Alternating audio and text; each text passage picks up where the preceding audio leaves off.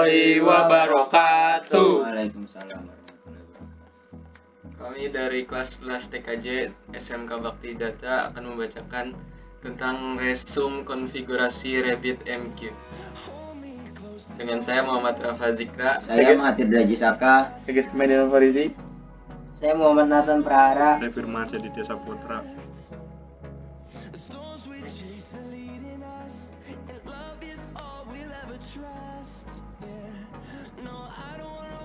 Apa itu message broker? Message broker adalah software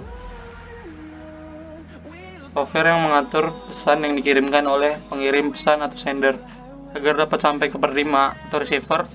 Ada banyak software dari message broker ini. Di antaranya adalah ActiveMQ, Kafka, RabbitMQ. Di sini kita akan menggunakan RabbitMQ sebagai message. Bagaimana cara kerja RabbitMQ?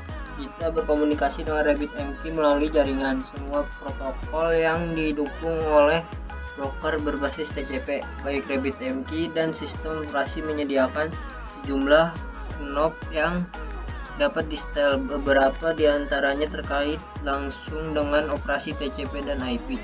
Yang lainnya berkaitan dengan protokol tingkat aplikasi seperti TLS. Panduan ini mencakup banyak topik yang berkaitan dengan jaringan dalam koneksi RabbitMQ. Panduan ini tidak dimaksudkan sebagai referensi ekstensif, melainkan sebagai gambaran umum. Beberapa parameter yang dapat disesuaikan yang dibahas khusus untuk OS. Panduan ini berfokus pada Linux saat membahas subjek khusus OS karena ini adalah platform yang paling umum digunakan RabbitMQ. Bisa dianalogikan RabbitMQ adalah kotak pos, kantor pos, dan tukang pos yang bertugas menerima pesan, mengatur pesan untuk dikirimkan kemana, sekaligus mengirimkannya ke penerima. Dan umumnya pesan di RabbitMQ yang dikirimkan ke receiver digunakan untuk memicu satu pekerjaan yang akan dilakukan oleh receiver.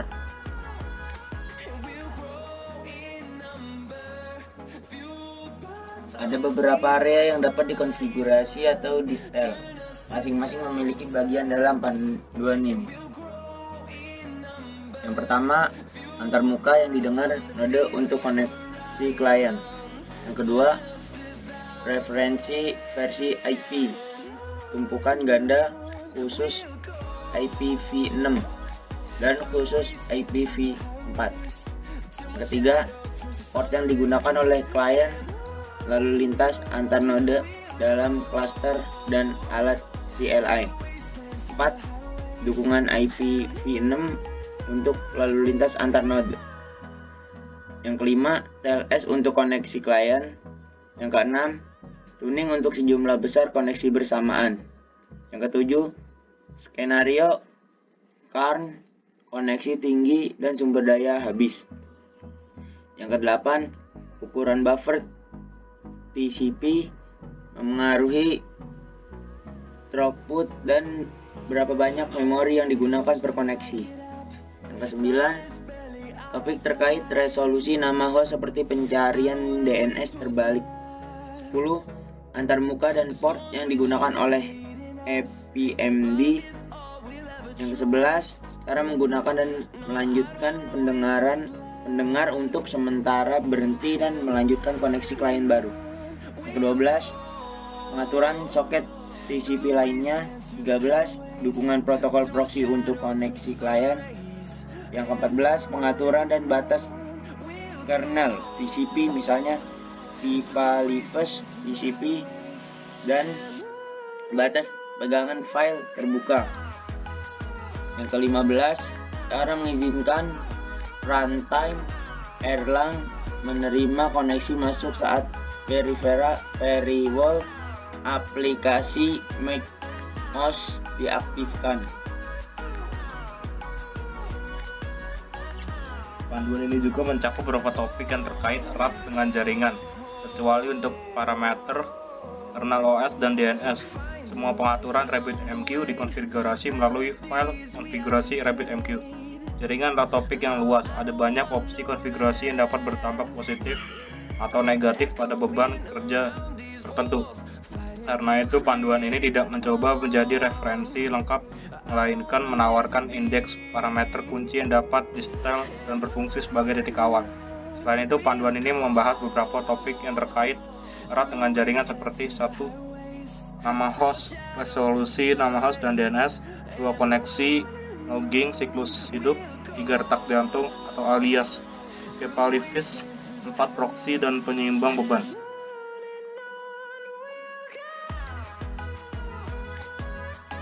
Istilah-istilah RabbitMQ. 1. Producing tidak beda dengan pengirim. Program yang mengirimkan pesan disebut dengan producer. QW bisa disebut dengan antrian, yaitu nama untuk kotak pos yang ada di dalam RabbitMQ. Banyak produser bisa mengirim banyak pesan ke satu antrian, dan banyak konsumer dapat menerima data dari satu antrian. 3. Consuming sama saja dengan penerima. Konsumer adalah program yang menunggu untuk menerima pesan. Sebagai catatan produser, konsumer dan broker tidak harus berada pada satu host yang sama.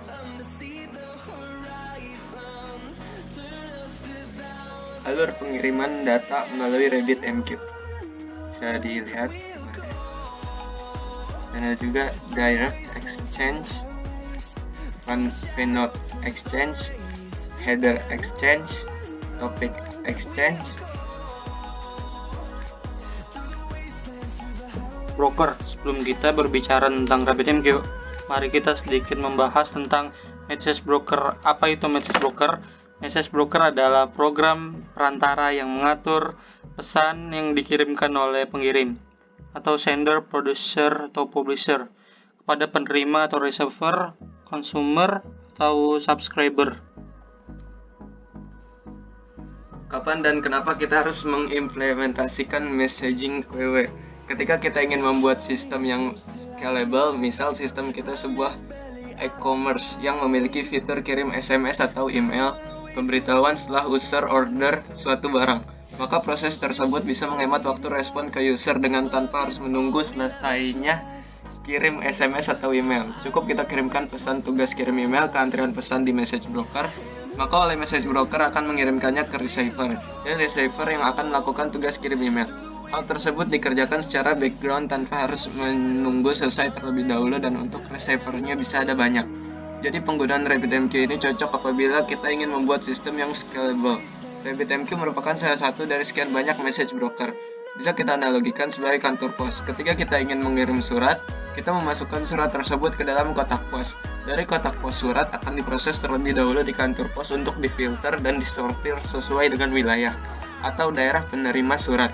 Dan selanjutnya pihak kantor pos akan menugaskan tukang pos untuk mengirimkan surat tersebut kepada penerima. Nah, dalam analogi ini, RabbitMQ adalah kotak pos, kantor pos, dan tukang pos yang bertugas menerima pesan, mengatur pesan untuk dikirimkan kemana, sekaligus mengirimkannya ke penerima.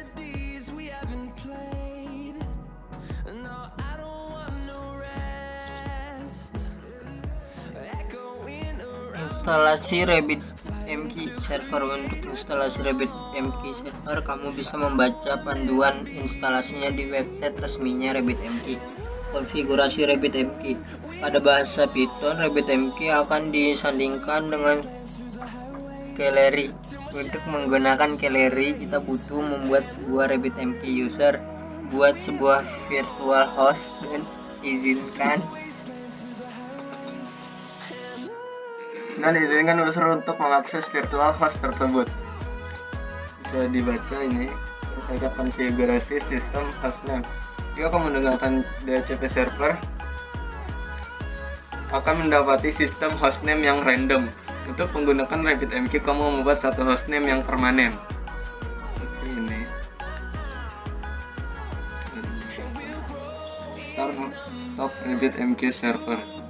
Start server, sudo RabbitMQ server. Untuk menjalankan RabbitMQ server di background ditambahkan perintah detach. Sudo RabbitMQ server detach.